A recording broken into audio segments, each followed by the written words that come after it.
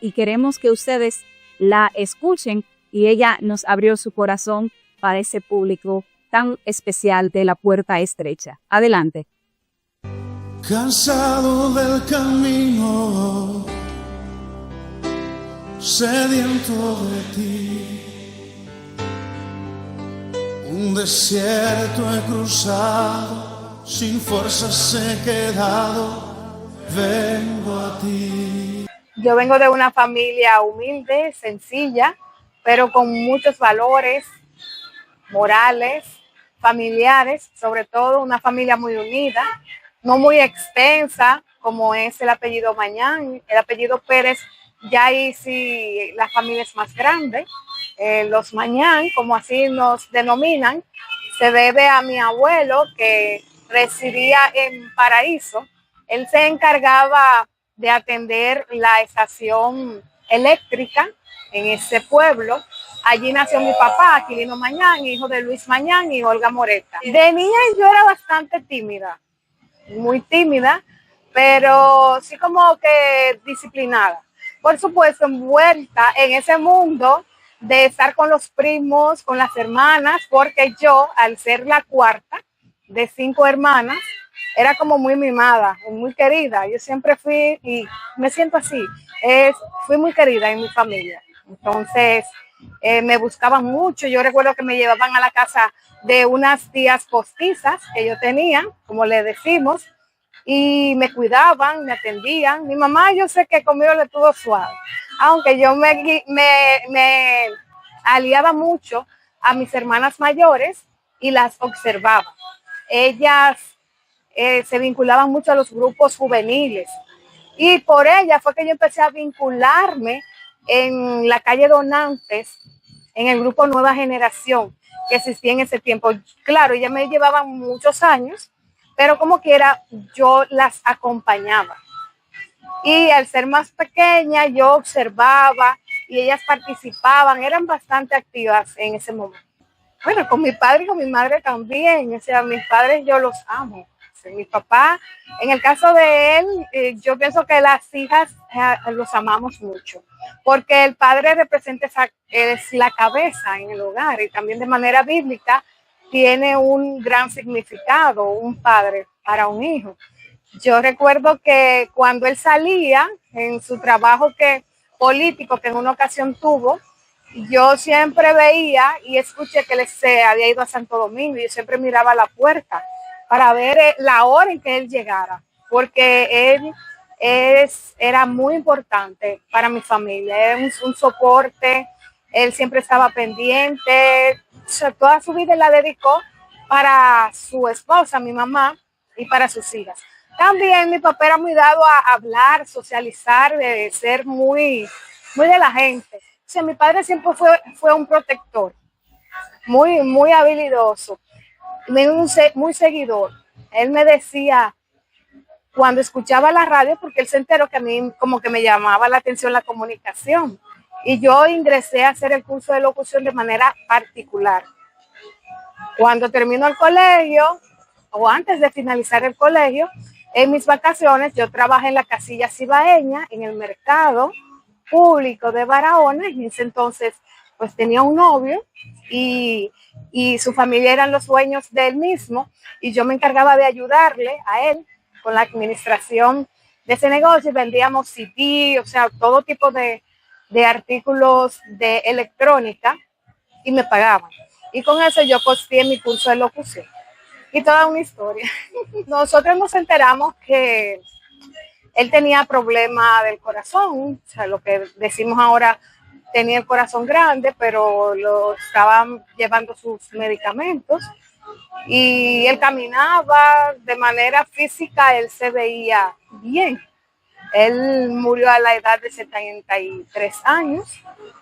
En ese momento era bastante significativa en mi relación con él, tan estrecha, no solo la mía, prácticamente todas mis hermanas, éramos muy, muy cercanos a él, pero yo tan directa, y mi esposo también, tanto así que él duró un año, una semana ingresado en un centro médico en Santo Domingo, y mi esposo me acompañó durante todo ese tiempo. Nosotros duramos alrededor de 3 días y dormíamos en el suelo, que es lo que, para no salir, nos quedábamos ahí, nos agachábamos para que el vigilante no se diera cuenta que nosotros estábamos, y en las noches casi siempre las otras familias que tenían sus pacientes en cuidado intensivo, pues ya salíamos y dormíamos en sillas, y orábamos, hacíamos cadena de oración. Precisamente 2 días antes de darle el acontecimiento, a él le dio un infarto. Yo recuerdo que un jueves él se puso una de sus mejores piezas, que fue una chaqueta negra, una camisa roja, que le quedaba bastante bien. Y esa noche yo fui a mi casa materna y paterna, que siempre íbamos, fue un jueves, y yo también fui a la iglesia y le dije, pero usted está muy bien vestido, y él con una sonrisa como interna, solo me miró y sonrió. Y nos fuimos a la iglesia, ahí la pasamos bien, él servía, él era ujier para ayudar a la iglesia. O sea, nos gozamos esa noche el culto, sin nosotros saber que ese iba a ser nuestro último compartir de manera física. Él ahí a todo el mundo saludó, sirvió a la iglesia. Yo me llevo ese recuerdo. De verdad que yo digo que gracias a Dios porque me permitió así ir a la iglesia. A mí también me gusta ir. En mi iglesia se imparten cultos jueves y viernes, pero los jueves a veces uno por asunto de trabajo no puede ir, pues salíamos tarde.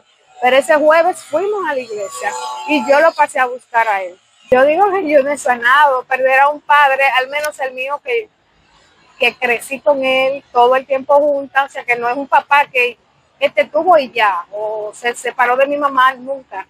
Mi papá y mi mamá tuvieron 43 años juntos. Siempre, claro, adversidades y situaciones, pero siempre juntos.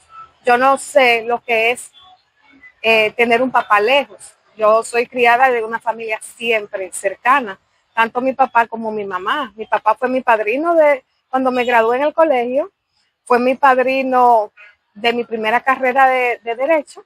Él me decía, ¿cuándo te vas a graduar de Comunicación Social? Que era un gran compromiso, así me hablaba de la maestría. Oye, y él, mi papá lo que fue sastre, técnico del Infotec, claro, pero no logró tener una licenciatura en el caso, ni mi mamá tampoco. Mi mamá ingresó a estudiar Derecho, pero no lo finalizó. Y ella eso me lo contó una vez. Ella se sacrificó para cuidar a sus 5 hijas en ese tiempo. Entonces, entiendo que no lo he superado. A veces me salen lágrimas porque no soy de acero. Y no te puedo decir que no lo extraño, claro que sí. Es un gran aliado. Daimeris fue un gran aliado. Yo me abrí al amor, como decimos. Sí. Entendí que ya con 2 carreras, en mi caso, ya antes de yo casarme ya yo era locutora, abogada y estaba avanzada en mi otra carrera de Derecho. Ya yo trabajaba, me sostenía económicamente, tenía dinero en el banco, o sea, me iba económicamente, estaba bien, con mi familia que me apoyaba, pero había un vacío a una relación estable. Llegó él, me conquistó, un gran conquistador. Daimeris tiene un gran espacio. En un momento yo le dije, ¿cómo tú me lograste conquistar? Y él con los ojos cristalinos me dijo que se atrevió. Si no me atrevo, no lo consigo. Me dijo así. Esas fueron sus palabras. Tuvimos momentos extraordinarios. Yo agradezco a Dios porque Él llegó a mi vida, sí. Y con Él pude adquirir las bendiciones, en este caso de tener una familia. Pienso que todo pasó demasiado rápido, tanto así que yo no sabía cómo decirle a mis hijos, dar esa noticia. Yo no se la pude dar. No podía. yo decía, ¿cómo yo le voy a decir a mis hijos que ya su papá no va a venir? O sea, yo solo decía eso, es que no puedo. La noticia se la dio una hermana de la iglesia. Nosotros sabíamos que él tenía su condición y por supuesto tenía su medicamento, no, pero para nosotros en ningún momento nos llegaba a la mente de que él partiría. Tenía la esperanza que él iba a... Claro, sí, claro. Nosotros teníamos la fe y claro, nunca en nuestra mente dispusimos de que se iba a ir así. Bueno, yo estaba en Sur Joven, yo tenía ya varios años desvinculada, es decir, sin trabajo, que me cancelaron a pesar de la condición que tenía él, y lo sabían en la institución, más luego del sindicato me dijeron que si querían que me restableciera, yo lo consulté con él porque él y yo hablábamos mucho, durábamos horas hablando y mucha, muy buena conexión. Y no, decidimos que no, porque ya como que se había roto y entendimos seguir hacia adelante. Y así Dios nos permitió ir teniendo otras oportunidades laborales. En mi caso, yo registré la empresa de multimedios para sostener el seguro médico de mi familia, sobre todo por él y claro, por los niños y nosotros, y lo pagábamos de manera directa, y los medicamentos, lo que se necesitaba para mantener su condición. Cuando recibo esa noticia, yo pensé que era, pues, que estaba malito. Eso fue lo que me dijeron. Venga, me llamó Félix Betances. Me lo dijo de una forma que yo entendí que era que estaba malito. ¿No te dijo qué? No, pero porque en una ocasión él se me puso delicado, pero no era tan. Y ya yo sabía, entonces lo llevábamos para que le tomen la presión, para ver, porque nosotros teníamos, en la casa teníamos aparatos para tomarle la presión, se le compró su sillón, o sea, le buscamos toda la manera de que él esté cómodo y tratado. Entonces, cuando el profesor me da la noticia, yo bajo, fui a la clínica Santo Tomás, lo estaban reanimando. Yo me tiré de rodillas en el suelo. Pasó mucho tiempo, no te puedo decir cuánto, hasta que alguien me levantó y me dijo que se fue. Entonces ahí yo caí en shock y pensé en mis hijos, que yo le voy ahora a decir a mis hijos, y me llevaron a la casa. Ya después de ahí uno entra como en un limbo. Sí, era como un limbo. La gente iba, me saludaba, pero yo, o sea, me quedaba normal. O sea, no, fue como entré, sí, tanto así que a la semana yo me integré a trabajar, me fui a ASUA, que yo estaba impartiendo docencia por Infoten, me iba a ASUA, donde sea que me solicitaran, me iba a trabajar, porque yo decía, ¿y quién me va a sostener el otro porcentaje tan importante de mis hijos? Y así me fui integrando. Siempre agradezco mucho al Infoten, que me dio mucho apoyo. Amigos también de actividades, empezaron a surgir conexiones de trabajo, porque yo no tenía empleo fijo y se me fue el sostén sustancial y emocional de mi familia. Ahí se me presentó. ¿Buscaste ayuda? Claro. Yo me encerraba en mi habitación, apagaba todas las luces, cuando no tenía clase, claro, para descansar. Sí, mis pastores me ayudaron, me visitaban, me llamaban, y mi tía, mis hermanas también. Mi mamá iba y me movía los pies. Hija, ven, sal, párate. Claro. Yo te digo que era un limbo. Yo hablaba con la gente. O sea, yo me hice como, y te digo que eso no se supera así. O sea, la gente te ve, pero Tú tienes que hacerte una coraza. Y también empezaron a surgir situaciones, porque hay gente que es cruel. Me fui dando cuenta de mucha gente cruel que surgieron. Pero de igual manera me di cuenta que Dios definitivamente está con la viuda. O sea, no dejó a mis hijos en vergüenza, no me dejó en vergüenza, a pesar de la crueldad.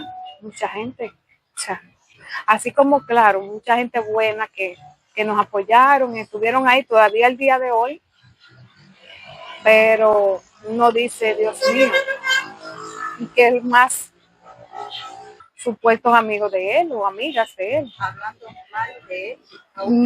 No directamente de él, pero sí cosas que le pudieran a uno afectar como familia. Cuando yo te digo que yo me iba como en un limbo, como que me sentía así, pero yo digo que si no tengo a Dios no hubiera tenido cierta calma, porque yo empecé como a hacer las cosas más tranquila, empecé a tener más paciencia conmigo, a cuidarme un poco más, a prestarme más atención a mí y a mis hijos, porque ya no es lo mismo que tú llamar por teléfono y que alguien les resuelva a tus hijos. Mis niños estaban más pequeños ahí.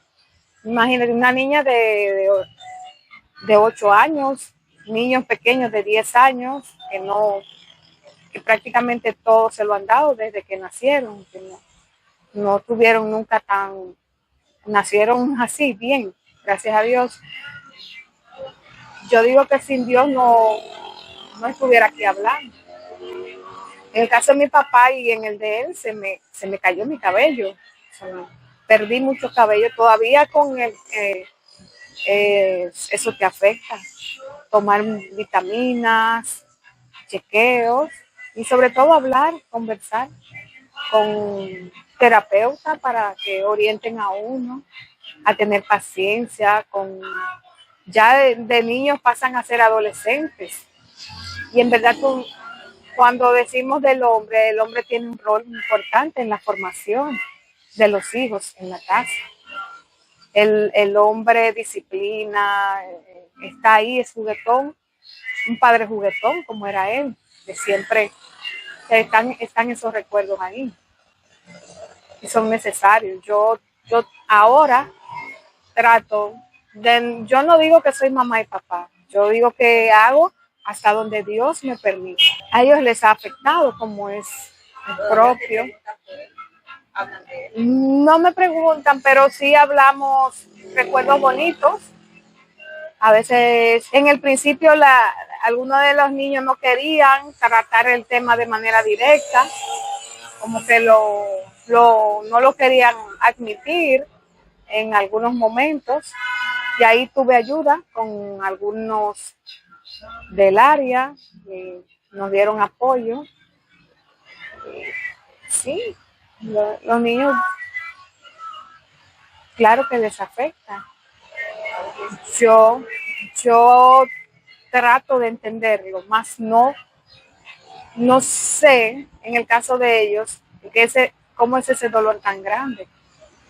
Entonces, yo duré muchos años con mi papá y sé lo que es eso. Y yo digo, tan poquito tiempo que ellos tuvieron, 10 años, 12, con un papá increíble para ellos, que los llevaba al colegio, que los buscaba, que todo. Y en su momento los bañó, nos dividíamos roles. Bueno, hasta ahora yo estoy enfocada a impulsar lo que Dios me permita, sobre todo en la parte laboral, reconstruirme, poder entender cómo guiar a mis hijos, de crear esa paciencia para no fallarles. Yo soy el principal ejemplo para ellos. Y claro, recordarles a ellos el legado que le dejaron. Lo bueno de la tecnología, que hay muchos videos ahí, que hacíamos muchas cosas juntos. Yo lo dejo en Dios, Él dispondrá. Yo les digo que se mantengan firmes en la fe. Cuando tuve la pérdida, yo no sabía manejar. A pesar que yo hice un curso en el 2015, yo llevaba a mis hijos a pie a la escuela, con pleno sol, me daban bolas, hasta que en algunas ocasiones no aparecían bolas, o sea, alguien que te transporte, y nos íbamos a pie de la casa hasta donde vivíamos, un poco retirado. Y un día con el sol de frente dije, Dios mío, tú tienes que darme fuerza. Y agarré mi guía, busqué ayuda, me fueron. Y al día de hoy estoy manejando. Llevo a mis niños aquí, llevo aquí a mi mamá también, porque mi mamá se ha hecho una gran aliada. Yo creo que sin ella y también mi hermana mayor, mis otras hermanas, somos 5, todas. Inclusive yo no estaba trabajando y ellas hacían colectas para apoyarnos en algunas cosas. Les agradezco mucho, porque si yo no la tuviera a ella, ¿cómo yo me muevo en algunos escenarios que me corresponden? Yo les digo a esas mujeres que sigan adelante, no se sienten. Claro, si estamos cansadas, descansamos, pero nos levantamos. Ponen su música cristiana, no dejen de congregarse. A pesar de yo estar a pies, yo me iba con mis hijos en un taxi y algún hermano me llevaba a mi casa, o a veces me iba a pies también, como era domingo. Ay, ¿qué te pasa con el vehículo? A lo primero nos íbamos en Pámpara, no cabíamos todos en la Pámpara, y mis hijos un poquito apurados porque nosotros no estábamos acostumbrados así. Fue un cambio muy drástico que vimos, pero ya luego fui tomando fortaleza. Vamos tomando fortaleza, pero nunca nos debemos soltar de Dios. Dios es esa ayuda, esa guía. Orar siempre. Mucho se llora, sé que llorar hay que llorar. Yo no sé cuántas lágrimas mi almohada ha recibido, pero al salir de ahí, para adelante. Dios es el mejor aliado.